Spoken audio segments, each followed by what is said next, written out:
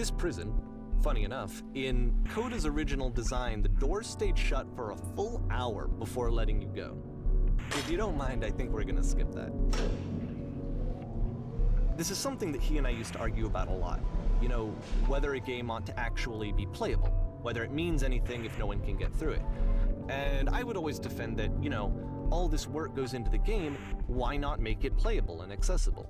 And so we just got into heated arguments over it, and there was one time that after one of these conversations, he went home, and a day or two later, he sent me a zip file entitled Playable Games that was full of hundreds of individual games, each of which was just an empty box that you walked around in and nothing else. چطور بچه‌ها درود بر شما. با یه فرست ایمپرشن دیگه در رابطه با فیلم Another Round، فیلمی که اصلا اون چیزی که انتظار داشتم ازش نبود. اول خیلی سطح پایین گرفتمش، بعد اینطوری بودم که اوکی ممکن حتی بیشتر باشه. یه سری تصورهای عجیب و غریبی داشتم و خب از خود فیلم هم بود. خود فیلم در کل به صورت گمراه کننده یا فریبنده‌ای به نظر ساده میاد. مثلا کلا روی یک کلمه سوار میشه و یک پرمیس ساده بهتون میده، آقا مثلا الکل زیاده روی فلان، و روی اون سوار میشه و داستانی از زندگی، عشق، شکست، چطور انسان جایز الخطاست، تلاشی برای درک کردن همدیگه، میدلایف کرایسیس، شاید حتی داستانی در رابطه با این که چطور تغییر یک نسلی که مثلا مشکل داره و حالا سنش بیشتر هر چیه، که حالا توی این فیلم خب نقش معلمم دارن، میتونه به نسل جوون کمک کنه و اونا رو بهتر و درست‌تر تربیت کنه تا به خودشون صدمه نزنن یا بتونن اون مسیر رو ساده‌تر و راحت‌تر طی کنن. حتی یکی از بهترین کارهایی که فیلم میکنه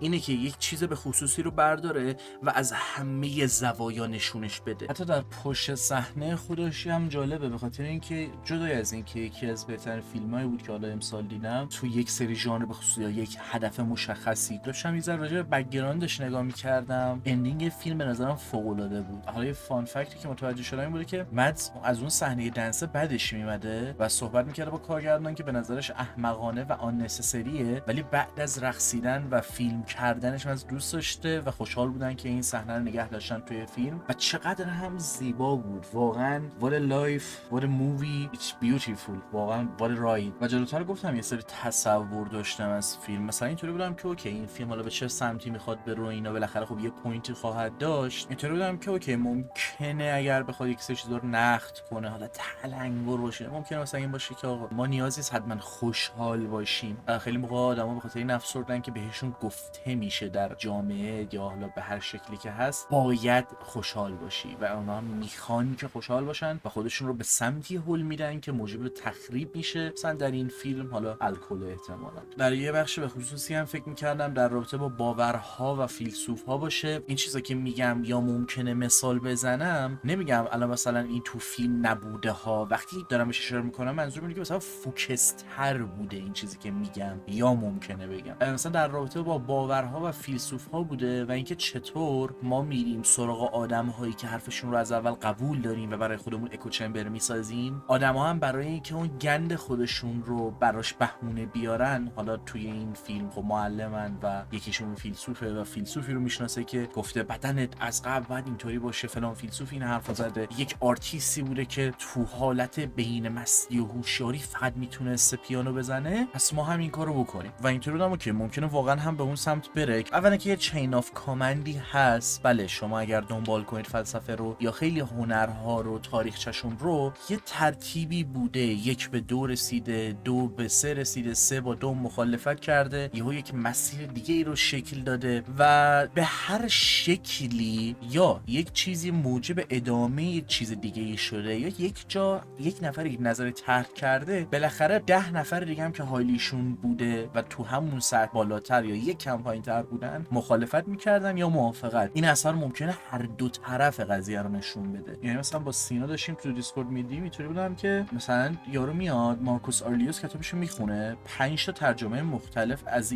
یک نفر از یک کتابش میخونه که در نهایت بگه هر 5 تا ترجمه که من خوندم با هم یه مقدار فرق میکردن و نمیتونم بگم درک 100% و درستی از حرف یارو داشتم، ولی درک بهتری دارم به خاطر اینکه هر دو طرف قضیه رو. حالا اینو برای چی گفتم؟ چون خب حالا که تصور دارم میگم اونقدر حالا روی اون قضیه سوار نشد دیگه. ولی این دو جهت قضیه رو نشون دادنه خیلی خوب به نظرم نشون داد توی مسئله الکل. کاره چطور یک سری جاها میتونه فان باشه، میتونه موجب خوشی باشه، میتونه یک شعله ای رو که چندین سال تو زندگی خاموش شده دوباره روشن کنه و موجب پیشرفتت بشه، یا چطور یک سری جاها موجب تخریب. معمولا تو مدیوم های مختلف یک نویسنده چیزی رو مینویسه و بهتون نشون میده که قبول داره و اگر ساید دیگه ای رو نشون نمیده همین برای تو کافیه تا متوجه بشی که اون نویسنده چی رو میخواد تخریب کنه یا تعریف کنه و بگه که من همچین چیزی باور دارم، به نظر من باید این اتفاق بیفته برای فلان کاراکترها. حتی یادم نیست کدوم کارگردان میگفت که از من پرسیده بودن چرا مثلا اون ساید قضیه و اون کسایی که فمینیستا رو قبول ندارن و مثلا نشون ندادی چون باعث تخریب چه چیزایی میتونه بشه. و کارگردان اینطوری بود که خب چون قبول ندارم به همین راحتی و نشون نمیدم اون ساید. بخاطر اینکه وقتی تو هر طرف قضیه رو نشون بدی چطور میتونی هول بدی خودت رو به اون سمتی که میخوای، یا اگر بگیم حقیقت محض چه شکلیه تو چطور میتونی پوینتتو به من برسونی، منو بیشتر به یک جهتی هول بدی. میدونی؟ و به نظرم خیلی خوب این کارو میکنه این فیلم. بین تصورایی که داشتم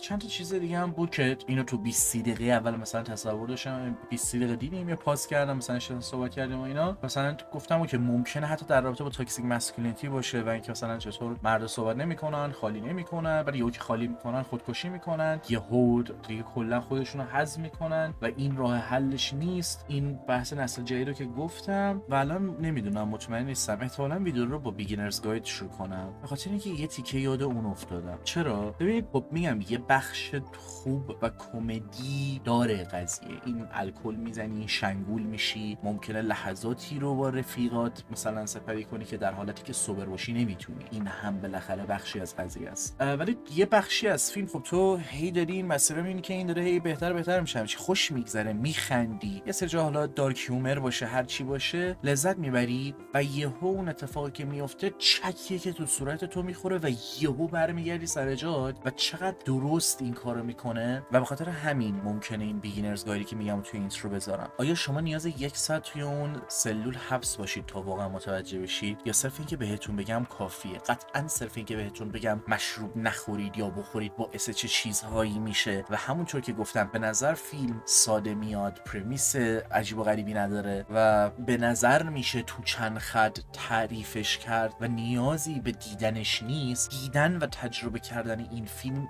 واقعا یک محبته. من خیلی دوست داشتم فیلمو. به نظرم یک دقت و ظرافت خیلی درستی داره توی نویسندگی، کارگردانی، پیسینگ که شاید هر کسی متوجه نشه. بازم میگم به صورت فریبنده‌ای ساده به نظر میاد، ولی انقدر با ظرافت و دقت کار شده که کامل درست در اومده. و شاید فقط با فیلم‌های بد که هنر منه دیگه، اگه لترباکس هم دیده باشید نصف بیشتر فیلمایی که نمره دادم نیم نمره است، بخاطر اینکه فیلم بد من خیلی دیدم، بازی بد حتی زیاد بازی کردم که سورپرایزتون میکنه. یه جا شاکینگه که چقدر تو درست داری کارتو انجام میدی و یه جا ته فیلم مثلا یه حس خیلی بدی میگیری، اندینگ آخرای فیلم یه حس خیلی بدی میگیری و اون حس بده آزاردهنده است، تو بدت میاد از اون حسه که داره تو کارش درست انجام میده، ولی بدت میاد، نمیخوای با اون حس تموم شه. و وقتی این یهو تغییر میکنه و یه حالت هپی اندینگ به خودش میگیره، ببین دقت کنید هپی اندینگ چقدر منفی به نظر میاد خب، ولی وقتی درست اجرایی بشه اینجا چقدر ارگانیک اون تغییر رو این اثر به خودش میبینه و چقدر درست لبخند و حسی که من به ته قلب خودم میگیرم لذت بخشه و واقعا راضی کننده است. حس نمیکنم لبخندی که دارم میزنم زوری الکی خیلی بیش از حد داره بالا پایین میشه، به خاطر اینکه تو وقتی الکل میخوری خب درگیر یک سری احساسهای پیچیده‌ای میشی و فیلم هم با هر کاراکتری که داره یک چیز رو به جلو هل میده یا چیزهای متفاوتی رو مطرح میکنه که احساسهای شدت دار و چیزایی هستن که تو رو بالا پایین میکنن، ولی اون بالا پایین کردن حالتو به هم نمیزنه، حس نمیکنی خیلی بد داری میری جلو، خیلی سریع جابجا میشه، خیلی کند جابجا میشه. چیزی که نوشتم اینه که مثل پرفکت دیز رو اگه دیده باشید که اونم انگار نشون میده که صرفا با یک کلمه کار داره، ولی البته اون کلمه رو آخرش میگه مثلا این فیلم معنی این کلمه بود و واسم جذابه که کلا یک نفر یک کلمه میبینه و با مفهوم اون کلمه یا هر آنچه که هست یه داستانی رو میچینه و چیزی رو تعریف میکنه که ممکنه بار اون کلمه رو جابجا کنه، ولی خب حالا با اون چیزش کاری ندارم. بازم میگم یه سری اثرها هستن وقتی میخوان احساسات پیچیده یا زیادی رو تو خودشون قرار بدن و تو رو بالا پایین کنن، یهو حالتو به هم میزنه، یهو اون حس رو نمیگیری. مثلا یه لحظه از ناراحت کننده در جا میخوان بزنن، برقصن، شادی کنن، تو مثلا هیچ حسی نمیگیری، به جای اینکه حتی شاید حس اشتباهی بگیری، مثلا بگی این اشتباهی، این یه جوریه، این واقعا عجیب و غریبه و واسم جای صحبت بیشتری داره. حالا دوست دارم واسش آشغال متر بدم و احتمالاً بیشتر هم در آینده روش سوار شم و استادیش کنم، شاید حتی که اوکی چطور یک سری جاها یک سری کارا رو انجام میده و نیاز باشه ویدیو بیشتری ببینم در این رابطه و این فیلم مشخصا. ولی فعلا در حد فرست ایمپرشن آره واقعا همینه، یعنی خیلی فیلم جذابی بود، خیلی فیلم دوست داشتنی بود. خوشحالم که بالاخره بعد 4 سال دیدمش، به خاطر اینکه از همون 2020 تو لیستم بود و هی داشت عقب میافتاد و میگم مثلا انتظارم نداشتم. و در حد فرست ایمپرشن بخوام نگه دارم و با اینکه در نظر گرفتم کسایی که ویدیو رو دیدن، فیلمو تماشا کردن ولی خیلی هیوی اسپویلر نباشه، نهایتا راجع به همون خلاصه داستان یا شکلی که ممکنه رفیقتون واسهتون تعریف کنه بگه راجع به همچین تمیه اینطوری فلان صحبت کنم، بیشتر از این حس نمی‌کنم بخوام صحبت کنم. مخصوصا اینکه دیگه گفتم دیگه چه حسایی رو گرفتم از فیلم، کجاها چطور منو به فکر برده، کجاها نیاز می‌بینم مثلا راجع به یک سری چیز بیشتر سرچ کنم، یک سری خودم یک نگرشی یا رفتاری و برخوردی رو تغییر بدم تو خودم تا یک سری چیزا رو غلطک بیفته یا هر چی. من یه چک می‌کنم ببینم چیز دیگه‌ای هم نیازه بگم یا نه. من سر این ویدیو یه ذره درگیر بودم، الان فکر کنم 1-2 صبح یه ذره درگیر بودم که کامرا روشن کنم، مثلا با دوربین ویدیو بگیرم، اینا پشتم فوتیج بذارم این حرفا. منتها خیلی وحشتناک خسته و خمیرم و توی این ویدیو تاپ 5 هم به خاطر اینکه پشت سرم رو کردم و کلا یه ذره داغون بودم، مثلا اون قیافه خودم میدم حالم به هم میخورد از این نظر که میدم مثلا چقدر حالا خودم متوجه میشدم چقدر مثلا خسته و منفجرم. الان از اونم بدترم، صرفا به خاطر اینکه حالا چند وقت یه مقدار سرم شلوغه، حالا به شکل‌های مختلفی، یه ذره الکی شلوغه، اونقدر نتیجه مثبتی نداره واسم. اینا رو کاری ندارم ولی دارم توضیح میدم که اگه مثلا کسی گفت آقا چرا خب داری راجع به فیلم بازی می‌کنی ولی این فوتیج یه چیز دیگه گذاشتی، بگم چون نمیخوام کپی رایت تو این حرفا بخورم. کپی رایت اینا مثلا مهم نیست، بلاک نشه ویدیو، معمولاً بلاک میشن ویدیویی که سینما توش هست و این حرفا، سینما، انیمیشن، انیمه. میخوام خب 20 بار یه ویدیو رو آپلود نکنم، یه نگاه میکنم ببینم چه چیزایی دیگه مطرح کردم اونا رو میگم. و همین یه چیزی که دوباره تاکید کردم همون اینکه چطور جفت بخش قضیه رو در رابطه با الکل نشون میده و چقدر خوب این کار انجام میده و جدای از اون پرفورمنس مدز میکلسنه که واقعا فوق العاده بود، واقعا فوق العاده بود. یعنی اصلا حرف نداشت، نمیتونستم چشم ازش بردارم، یعنی جوری بازی میکرد که اینجوری که دست اکتینگ فاکینگ سینما. یه سری چیزای دیگه که نوشتم و حالا بعدن شاید یه ویدیو مجزا در رابطه باهاشون درست کنم، در رابطه با فلسفه های مختلف یا صحبت های مختلف به نسبت الکل. مثلا اینکه نوشیدن زیاد الکل میتونه موجب فراموشی خودت بشه و رهایی از خیلی چیزها، و رهایی حالا به چندین معنی، ممکنه مرگم باشه، و نوشیدن به اندازه میتونه کمک کنه به پیدا کردن خود اصلیت درون خودت یا دوباره زنده کردنش، به خاطر اینکه خب خیلی موقع‌ها ما یک سری حالا به هر شکلی گارد میذاریم رو خودمون یا هر کاری میکنیم که یه چیزی ممکنه واقعا اون قضیه ریگنایت کنه. اینو همین الان بگم، من کسی رو تشویق به استفاده از مواد به هیچ گونه از دخانیات و استعمال و نمیدونم هرچی الکل هیچی نمیکنم. خب من شما رو تشویق میکنم به تحقیق کردن، سرچ کردن. خودتونم اگه دوست دارید مثلا حالا برید 4 تا مثلا صحبت این شکلی در رابطه با چیزهای مختلف سرچ کنید، اگه خواستید دنبال کنید دیگه، از اونجا به بعدش دیگه حالا با خودتونه دیگه، من که نخواهم کرد. یا چیزی که حالا به یه شکل دیگه نوشتم ولی حرفم دور تکراریه، در رابطه با بالانسیه که در رابطه با الکل نیست. یعنی توی اون لیر اول بالانس با نوشیدن الکله، ولی تو لیرهای بعدی با انگزایتی و چطور کنترل کردن یک سری چیزها و درک کردن، صحبت کردن، یک بالانسی توی همه جا. و من خیلی تشویق میکنم بقیه رو به اینکه آقا نه این ور قضیه نه اون ور قضیه، جفت طرف قضیه رو تو دیده باشی، بالانس بهترین چیزه. یه تعادلی اون وسط داشته باشی فوق العاده است. The balance. اون کمیستری معلم و شاگرده هم یک سری جاها حالا باز جذاب بود، یعنی اینکه کاراکترهای اصلی ما معلمن با دانش آموزا درگیریم، خود اون چه چیزی رو تعریف میکنه، چه از طرف دانش آموزا، چه جامعه، چه معلما، چه چیز، چه خاطرات خاطرهایی یا چه حسهایی رو برای من و سینا که مثلا داشتیم میدیم میساخت که باعث شد راجع به مدرسه یه مقدار حتی صحبت کنیم. و آره این تمام نکات مثبتیه که مثلا به ذهنم میاد. صرفا چیزی که میتونم بگم اینه که شاید، یعنی تنها نکته منفی که میتونم بگم اینه که اندینگش شاید به نظر منیپیولیتیو بیاد برای بعضی مخاطب و ویورها، ولی خب در نهایت انادرن یه فیلمیه که شما ازش لذت میبرید، اینترتینینگ، فراتر از اون میتونه باشه، شما رو به فکر میتونه فرو ببره و بین چیزهای مختلفی کاوش میکنه. خدایا کاوش اما اکسپلور میکنه دیگه، حالا یه سری سوشال ایشیو کامپلکس باشه، هر چی باشه. و در نهایت واسه چندمین بار میگم من خیلی بدم میاد از تکرار، انقدر بدم میاد که حتی یه تیکه‌ای که میخواستم بگم نمی‌دونم چه جوری بگم که چرا میخوام تکرار کنم، ولی باز هم میگم داستانی که میخواد انقدر تون عوض کنه، احساسات هی شدت بگیرن بالا پایین شن، خیلی سخته واقعا. به درستی اینجا درش آورده. و چرا اینو دوباره میگم؟ چون با همون حسا هم منو جابجا میکرد. اگر من حس متفاوتی نسبت فیلم میگرفتم بازم بد نبود و اینشو خب خیلی دوست داشتم دیگه، یعنی دوست دارم بازم دوباره بهش اشاره کنم. حتی در رابطه با اینکه حالا کجاها چه معنیایی میتونه داشته باشه، چه مفهومهایی داره، اون ساب کانتکستش چیه، چه ساب پلاتی اون وسط هست، توی اندینگ به گوشیش نگاه میکنه به خاطر اینکه جوابی نمیگیره یا چیزی نیست، اصلا به گوشیش اهمیت نمیده که یهو اون اینسیکیوریتی یا هر آنچه که هست رو میذاره کنار و میرقصه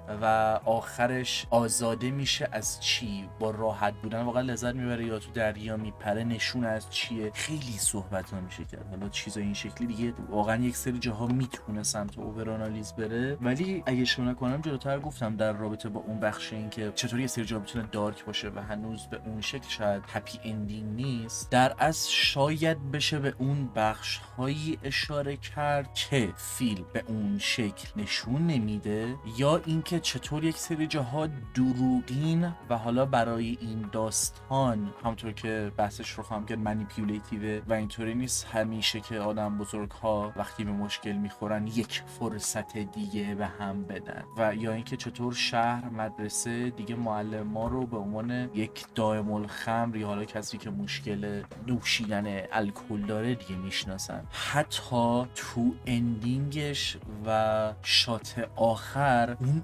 مستقیما عملا داره با سر خودش رو میندازه تو همون آبی که رفیقش خودش رو پر کرد تو اون و جون خودش رو گرفت، داره شیرجه میزنه توی اون آب. و خب یه جوریه دیگه، یعنی چرا باید اول پاشه برقصه بشینه گوشیشو به نظر دیگه فکر کنم تو تصویر نبود گوشیشو چک کنه، حالا این چیزایی که تو ذهنم اومده مطمئن نیستم ممکنه اشتباه کنم، گوشیشو چک کنه ولی به پیام نگرفتم مثلا معلوم نیست چیه، برقصه مثل آدمی که خب یک سری جاها از اون بحث روانشناختی هم میشه سراغ فیلم رفت دیگه. آدما کجا یهو خوشحال میشن، کجا یهو بی خیال همه چی میشن، کجا ممکنه یهو خوش بگذرونن، کجا ممکنه یهو بگن رفیق من خیلی بهت اهمیت میدم، خیلی دوستت دارم و فرداش جون خودشون رو بگیرن. حالا شاید بشه گفت کاراکتر اصلی ما به شکل استعاره ای خودش رو کشت و شیرجه زد تو همون آبی که دوستش توش خودش رو غرق کرد. و یک سری چیزا که نشون نمیده یا حالا نشون میده هم به چندین تا مسیر متفاوت میتونه بره و چندین تا برداشت متفاوت میشه کرد. چطور تو میتونی بگی واقعا این اندینگ هپی و خوشحال کننده ای بود؟ چطور میتونی بگی 100% مسیجش این بود وقتی که یک دانش آموز موقع فاینال تست خودش بهش ودکا میدن بخوره؟ خب آیا این فورشادو نمیکنه که همین بچه تو آینده قراره به چه چیزی تبدیل بشه و با چه چیزهایی دغدغه و مشکل داشته باشه؟ یا در عین حال همون چیزی که جلوتر گفتم، چطور یک سطح مناسبی از الکل میتونه مشکلات رو حل کنه و خود واقعی رو نشون بده و یک سطح زیادیش در اثبات آسیب میزنه، در صورتی که میشه گفت به طور کل مشکل داره. چرا راه حل اصلا باید الکل و مشروب باشه؟ نمیدونم، خیلی میشه روی این سوار شد که چطور اون اندینگ به شدت اندینگ اتفاقا ناراحت کننده و دارکی بود. چه نسل آینده این دانش آموزا به چی قراره تبدیل بشن، مثلا چرا زندگی این شکلی و این حرفا، و حالا حتما اگه مشروب نخوری آدم خوبی ازت در نمیاد، یهو ممکنه تبدیل به هیتلر بشی. ولی خب این آخرش اندینگش حالا جدا از این که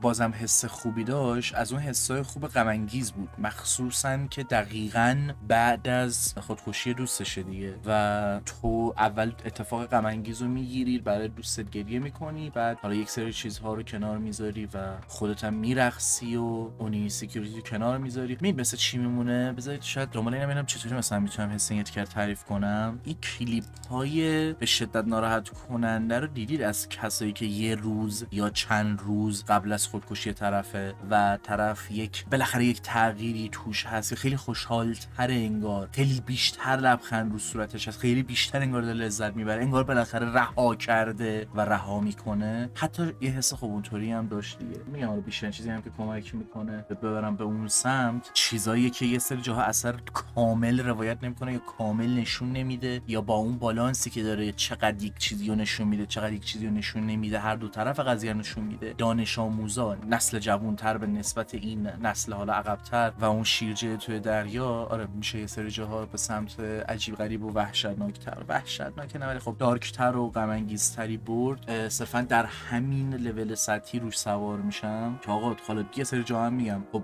تو از اینجا به بعد نمیدونی ممکنه چطور پیش بره. مثلا فرض کن مثلا داری میگم زنی که خیانت کرده با یک نفر دیگه، بعد این بخواد با تو برگرده، تو واقعا میتونی با اون زندگی کنی؟ اون با تو چطور زندگی کنه نسبت به دیدی که بقیه به نسبت به تو دارن؟ هرچند که خب کل کشور مشروب خورن دیگه، حالا تو هم مشروب میخوری چه فرق میکنه؟ ولی خب حالا این فرست ایمپرشن منه و من اونقدر سرچ نکردم، اونقدر نخوندم. شاید خیلی خیلی خیلی خیلی ساید دارک تری باشه نسبت به اندینگی که این فیلم داره و اکثر چیزهایی که آدما فهمیدن یا خود من فهمیدم. مثلا که آخرش که اصلا میرقصه باز دوباره شراب میخوره و اون قیافه‌ای که داره، این حالا شاتشو اگه بتونم میذارم، اصلا این قیافه درخواست قطعی و 100% که من باز الکل میخوام. و خب اگر قرار دوباره الکلی بشه و دوباره این مسیر رو طی کنه، یه لوپ بالا پایینه که آدم دوباره خطا میکنه، دوباره اون اشتباه ها رو انجام میده و توی این مسیر بالا پایین خودش رو قرار میده، باز هم این ادامه پیدا میکنه تا جایی که خودش رو بکشه یا بعید میدونم بخواد به اون زندگی درسایی برسه. حالا یه واقعا بستگی داره، برداشت متفاوتی میشه کرد. حالا و خب خود فیلم هم نشونه های زیادی گذاشته دیگه، یعنی از همون جایی که گفت من دیگه نمیخورم نباید میخورد، از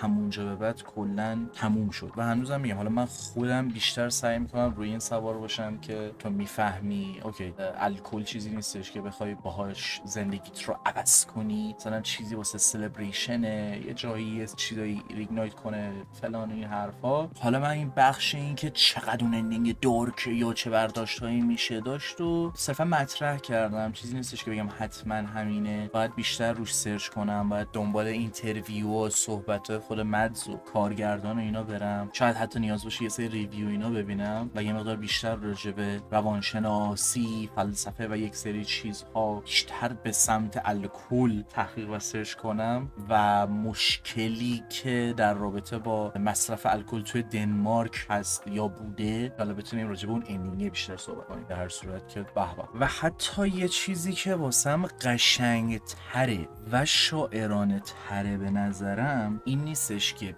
پریدنش توی اون دریا یا کنار گذاشتن گوشی و اینا، یک سری نشونه ها کنار هم حتما نشون میده که خودشو خودکشی کرد. آقا زندگی پیچیده است دیگه، زندگی غیر قابل تشخیص دیگه، بالا پایینای خودشو داره دیگه، اتفاقهای مختلف میفته دیگه. اوکی اینا رو به صورت یک کلمه بخوای خلاصه کنی چیه؟ unknown، ناشناخته، غیر قابل تشخیص، نمیدونم یه سری کلمه‌ای این شکلی. اندینگش در اصل اینطوری بود که پریدن یا شنا کردن توی اون دریای ناشناخته و unknown یا حالا دریاچه یا هر چی که بود که میتونه همزمان دوباره هم یه اندینگ هپی باشه هم ناراحت کننده. این از همه برای من جذاب تره، بیشتر به نظرم به حالا سمت خوشحال‌کننده نزدیکه، ولی خب این واسه من خیلی چیزه. به نظرم لیرهای زیادی تو سکانس های مختلف و کارهای مختلفی که کاراکترها میکنن یا جوری که صحنه ها نشون داده میشن هست، ولی آره این از این بخش این قضیه بالاخره یا پذیرفت زندگی بالا پایین داره یا نپذیرفت یا جفتش همزمان کامل. بالاخره اوپن اندینگ،